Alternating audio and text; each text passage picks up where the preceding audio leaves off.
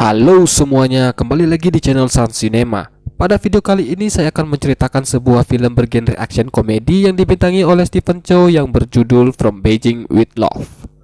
Karena film ini dibintangi oleh Stephen Chow, sudah pasti akan dipenuhi dengan adegan aksi dan juga kocak. Tanpa banyak cincong, langsung saja kita ke alur cerita filmnya.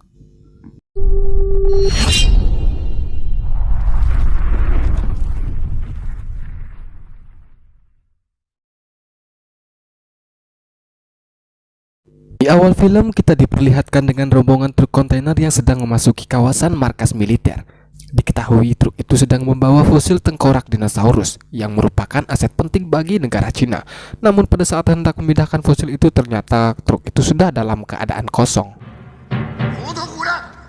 Di tempat lainnya, ternyata sekawanan perampok telah mencuri fosil itu. Di saat mereka memasukkan truk ke gudang dan akan mengeluarkan fosil itu, tiba-tiba muncul seorang agen mata-mata yang berniat untuk mengambil fosil itu kembali. Ia adalah seorang agen super dengan nama Agen 006 yang memiliki kecepatan dan akurasi tembakan yang sangat luar biasa. Hal ini terbukti ketika ia menghabisi kawanan perampok itu seorang diri.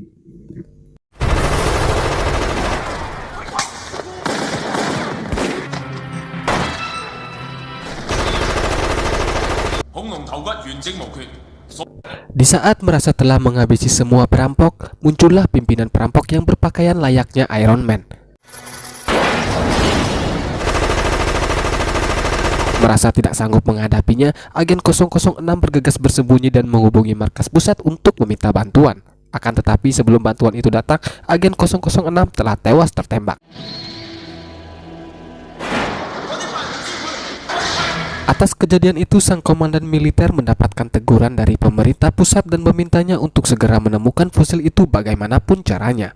Di tengah-tengah kebingungannya, secara tak sengaja ia melihat arsip dari seorang agen yang tidak layak uji dan ber-IQ CT. Namun karena ia adalah keturunan dari Agen 007, sang komandan memutuskan untuk memilih pria itu untuk menangani kasus ini dan meminta bawahannya untuk membawa pria itu ke hadapannya.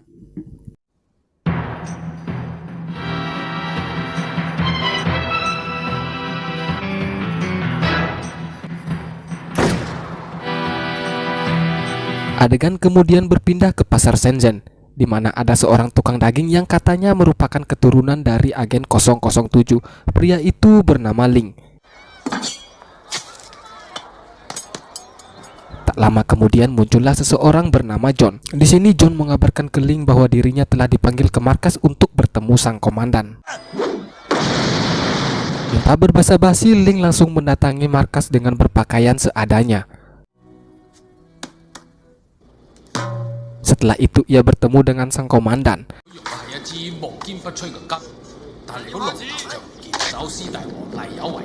Di sana juga ada John yang memamerkan alat-alat canggihnya yang katanya telah diteliti selama bertahun-tahun lamanya.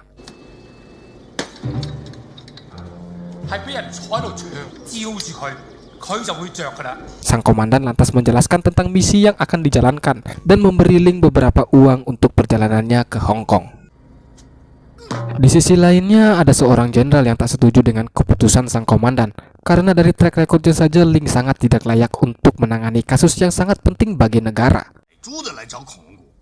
Dan kita dibuat tercengang ketika melihat sang komandan membunuh jenderal yang tak setuju dengan keputusannya. Karena faktanya perampok yang berpakaian Iron Man adalah Pak Komandan itu sendiri. Dan tujuannya mengirim Ling hanyalah sekadar formalitas agar pemerintah percaya bahwa ia telah mengirim seseorang untuk mendapatkan kembali fosil itu. Setelah itu, Pak Komandan memerintahkan asisten pribadinya yang bernama Mei untuk menemui Ling dan membunuhnya ketika mendapatkan kesempatan. Singkat cerita, Ling telah tiba di Hong Kong. Dengan gaya yang nyentrik, ia mendatangi hotel dan memberi tiket booking hotel yang ternyata tidak sesuai dengan ekspektasinya. Faktanya, ia hanya disewakan hotel kelas teri yang tidak layak huni.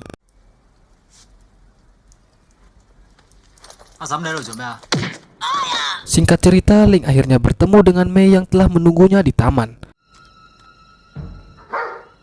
Setelah itu, Ling diajak ke rumah Mei, di mana Mei akan membunuhnya di sana. Di situ, Mei dibuat sedikit kesal karena Ling yang terus-menerus memamerkan alat-alat sampahnya.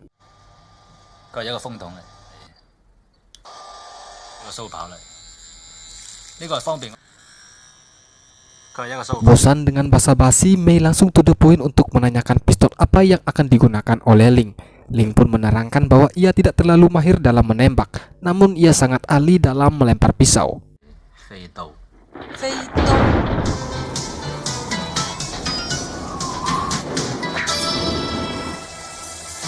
Setelah itu, Mei langsung menunjukkan pistol dan peredam suara miliknya. Di sini Mei pun berniat untuk menghabisi Ling ketika ia penasaran dengan isi dari peredam suara itu. Namun Ling secara tak sengaja menarik peredam itu yang membuat Mei membatalkan niatnya. Ling kemudian memasangkan peredam itu di pistol miliknya.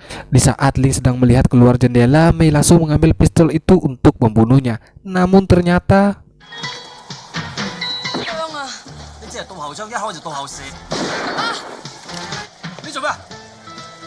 di malam harinya, Ling dan Mei pergi makan ke sebuah mall. Di sana Ling tak sengaja meludah ke seseorang yang ternyata berasal dari kampung yang sama dengannya. Mei yang merupakan seorang agen terlatih mencurigai gerak-gerik dari para pria itu. Dan benar saja, Mei melihat pria itu sedang membawa sebuah pistol. Mei pun langsung memanfaatkannya dengan izin ke toilet dan membiarkan para pria itu untuk membunuh Ling.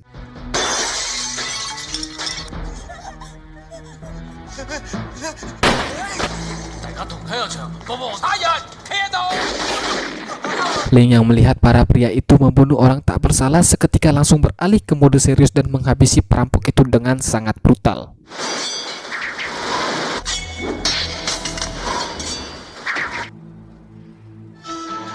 Setelah itu mereka kembali ke rumah Mei.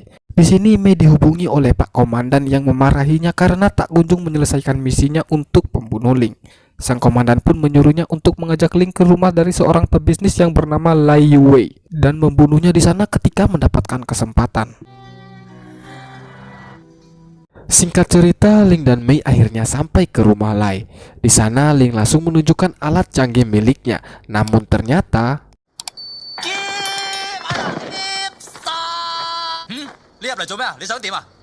setelah berhasil masuk, Ling langsung bertingkah layaknya seorang mata-mata.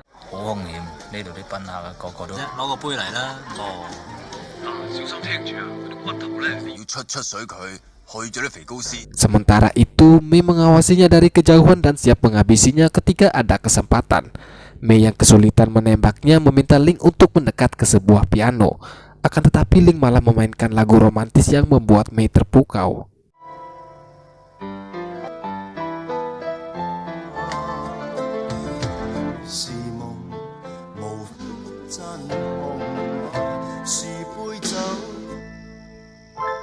Setelah itu, Ling dihampiri oleh seorang wanita seksi yang terpukau dengan aksinya. Dan tiba-tiba datang seorang pria bergigi besi yang menyerang Ling.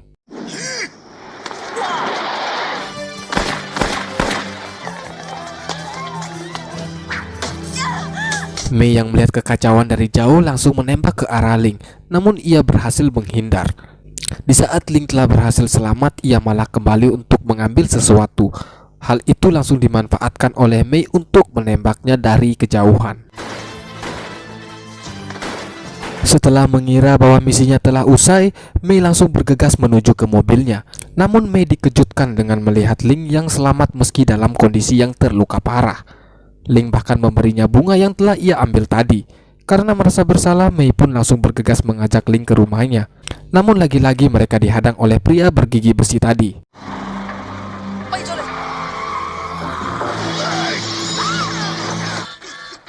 Sesampainya di rumah, Mei langsung berusaha menyelamatkan Ling dengan alat yang seadanya.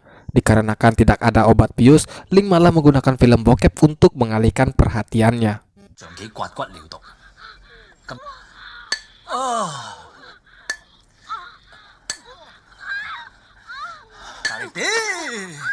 Setelah berhasil mengeluarkan peluru itu, Ling akhirnya menyadari bahwa peluru itu berasal dari senjata milik Mei. Ia pun langsung menanyakan hal itu kepada Mei, dan Mei pun mengiyakannya. Dengan perasaan kecewa, Ling pun pergi dari rumah Mei. Setelah Ling pergi, Mei didatangi oleh wanita seksi dan pria bergigi tadi untuk disandera.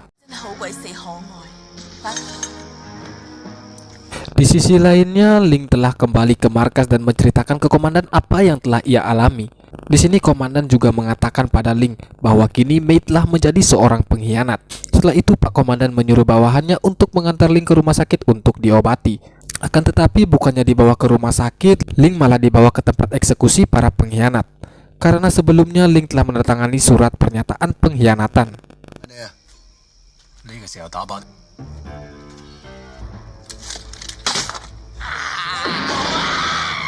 又冇偷睇到國防機密，你好係屌！翻去！啲苦練今日冇咁易。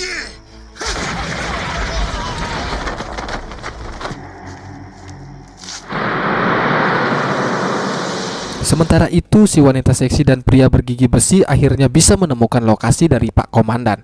Bersama dengan mereka ada juga Mei yang dijadikan sebagai sandera. Pak Komandan yang melihatnya langsung menembak ke arah Mei. Hal ini membuat Mei sadar kalau selama ini ia hanya dimanfaatkan oleh Pak Komandan demi kepentingan pribadinya.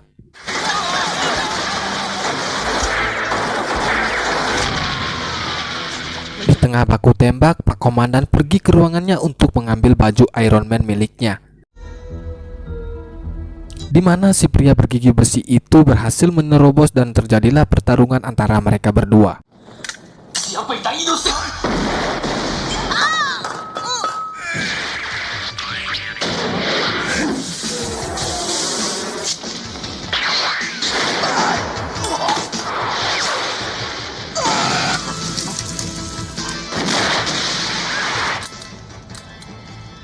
Setelah berhasil membunuh si wanita seksi dan pria bergigi besi, kini Pak Komandan berniat untuk menghabisi Mei.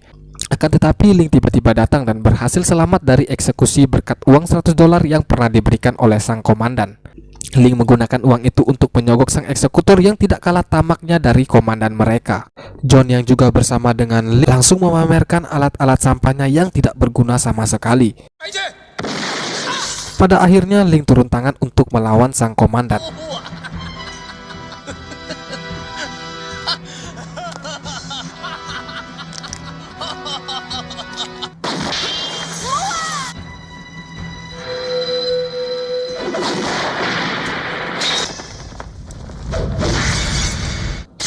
Di akhir film kita diperlihatkan dengan Ling dan Mei yang kini telah menjadi sepasang kekasih, dan John yang kini telah naik pangkat menggantikan komandan di markas pusat.